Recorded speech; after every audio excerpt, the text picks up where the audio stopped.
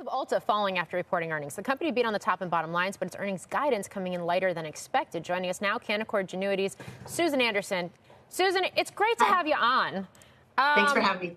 I mean, we saw comparable store sales. It looked like those were a beat as well, but I guess the guidance a little bit light here. I guess walk me through your take on these results as this call started 10 minutes ago.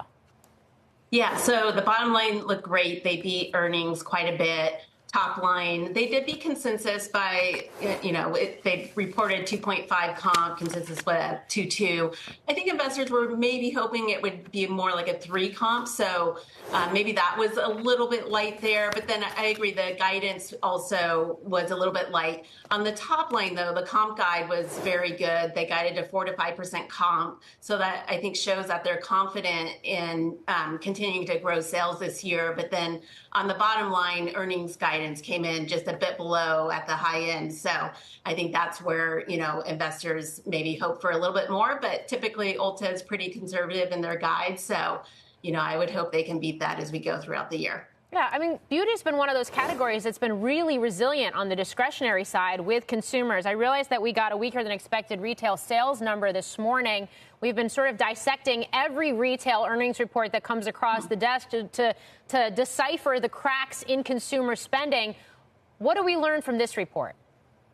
Yeah, so I think the confidence in the top line with that 4 to 5% comp guide shows that beauty has continued to be very strong. And they also noted that in the report as well. So I think that, it's just an area that consumers kind of look to give up last and sometimes even buy it to make them feel better when they're cutting back elsewhere. So, I do think that beauty can continue to do well this year.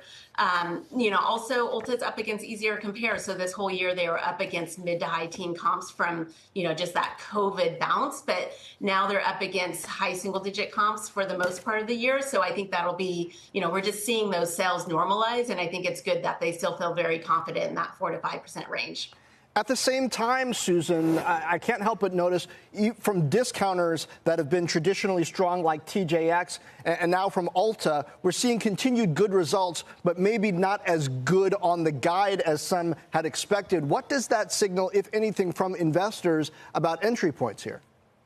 Yeah, I think companies are just being cautious as we go into this year. Inflation is still up there and still eating into consumers' wallets. So I think companies just want to be, cautiously optimistic as we head into this year and not get ahead of themselves. So, as we kind of go throughout the year, is if we can see the consumer keep spending, I think, we can continue to see some very good numbers out of these companies.